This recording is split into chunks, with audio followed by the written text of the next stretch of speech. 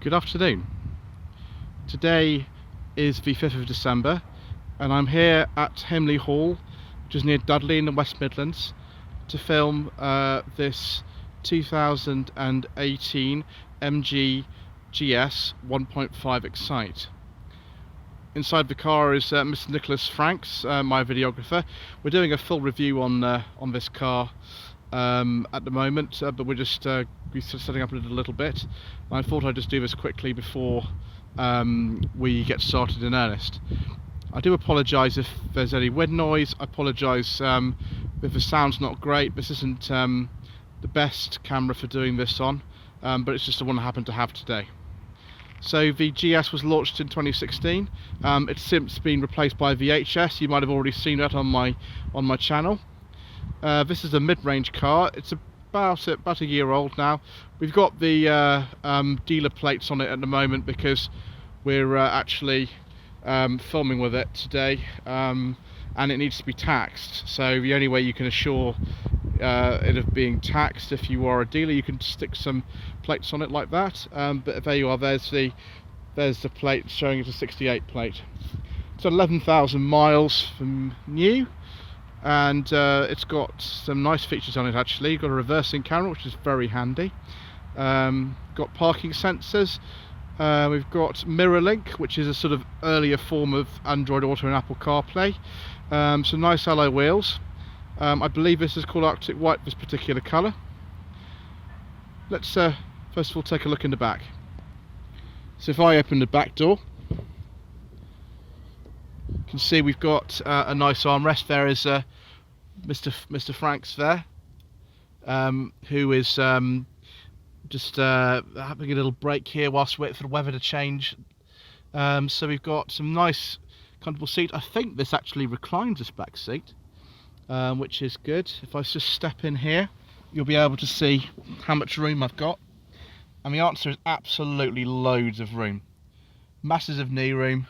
Headroom is very generous too. Got a couple of climate control vents in here, as well as some enormous door pockets. And we've got some cup holders in the central armrest. This being the Excite, it's just a cloth interior.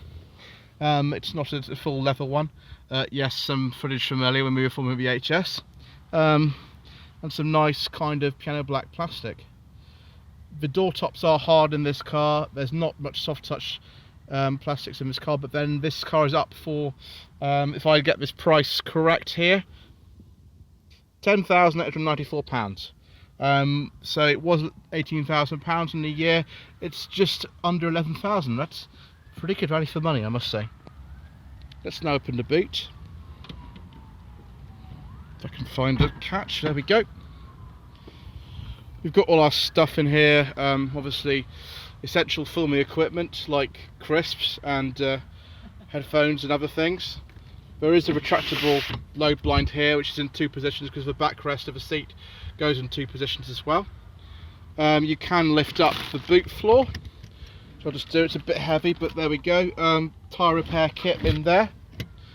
It's about 450 litres or so. I've seen really varying figures for the boot on an MG GS. I think 335 is the minimum, and then about 500 is the maximum. I probably because of the reclined backrest. There is no electric tailgate on a GS, but it's nice and simple to close, just like so.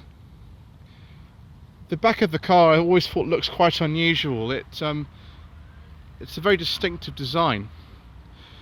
If you go round to the front as well, there are LED daytime running lights, kind of like on an MG3. In fact, the whole front end of the car looks like a bit like an MG3, just a lot larger. By MG3 I mean the pre-facelift MG3, not the post-facelift one. Right, let's take a look inside the cabin now.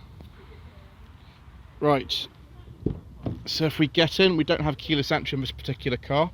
I don't think that was an option on a GS, even the top of the range ones. We do, however, have automatic headlamps, which is nice, and we've got a nice bank of normal buttons for the air conditioning and the menu system. It is a touchscreen, but you can also operate certain functions using just the normal buttons on the dashboard. In this particular car, we've also got some controls for the stereo on the steering wheel, and there's a separate stalk, as there is in most MG's SUVs, on there for the cruise control. So if I start the car up, I probably won't be able to start the engine because of the fact that I've got my foot on the clutch. But to start that up, we can have a look at the central display. Now, you can connect the phone to it. You can also use MirrorLink, which is a system I haven't seen for some time actually, to hook one up. I've got Bluetooth on an aux input. And if I start the car up, which I can do by pressing the clutch and turning the key, there we go. If I put it into reverse, you'll see that there is actually a reversing camera, although the definition on that is not as good as the new HS, but then you wouldn't expect it to be. The dials look very similar to an MG3 actually, or actually an MG6. It's not surprising really. We've got variable dimming instruments in this car as well, which is quite good. Electric mirrors, of course. There are the electric mirror controls. They look suspiciously familiar. I think that's the same part as on a Chevrolet Cruze. Bear in mind this engine was developed in conjunction with General Motors, so that might not be a coincidence. We've got the electronic parking brake here. This is a 6-speed manual gearbox. We've got the 12-volt socket in there. There is a USB socket somewhere in here, I think. I can't remember exactly where it is. Yeah, it's down there, along with the aux input. The glove box is a little bit small. I won't show you that because Mr. Franks is currently sitting in the front.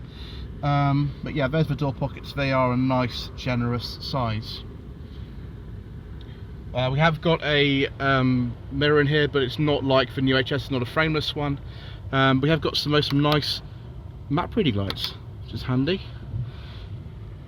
Overall, it does feel quite nice in here. The plastics are a little bit hard, but they're hard on a Hyundai Kona, which costs, you know, when it's new, about the same amount of money.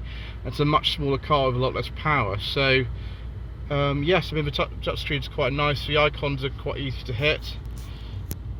I think that presumably is like a photo album or something if you put a USB device in there. Thank you, Mr. Franks. And yes, as I said, these controls look a bit daunting first of all, but they are actually remarkably simple to operate. They actually feel quite nice. The plastic on them is quite good. There's a half-light switch and door locking buttons as well. Right, let's go and take a look at the engine bay. The bonnet release lever on one of these cars is right down there, so my fingers are not in the way. There we go.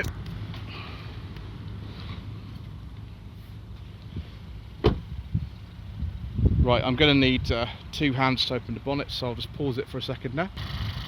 Right, this is the 1.5 turbocharged 4-cylinder engine, co-developed with General Motors, which actually develops about 165 horsepower. You could get also an automatic gearbox as well, but the one we've got is a manual. For some reason it sounds a little bit louder than an HS. I don't really know why. They're very similar in terms of layout. I mean, if you see the video that I've done of an HS as well, you'll see they look virtually the same. So I don't really know why that is. Lots of room in the engine, but you can also get a 2-litre version of this in some markets, although we never got that in the UK. Yeah, that's about it. No self-supporting struts, but of course you do get those on an HS.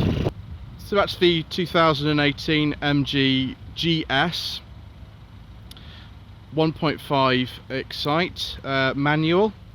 There is a full review of this car that we're going to be filming this afternoon, so please do subscribe to the channel if you haven't already done so to see that.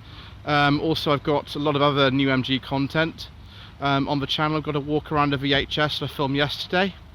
I've got a full review of that coming up as well, and we'll also be doing a review of an MG ZS 1.5 manual.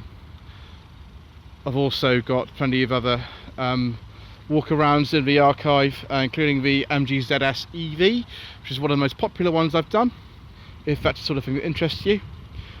Please don't forget to visit my Facebook page. It's facebook.com/Lloyd Vehicle Consulting, and also my website www.lloydvehicleconsulting.co.uk, particularly if you wish me to source a car for you.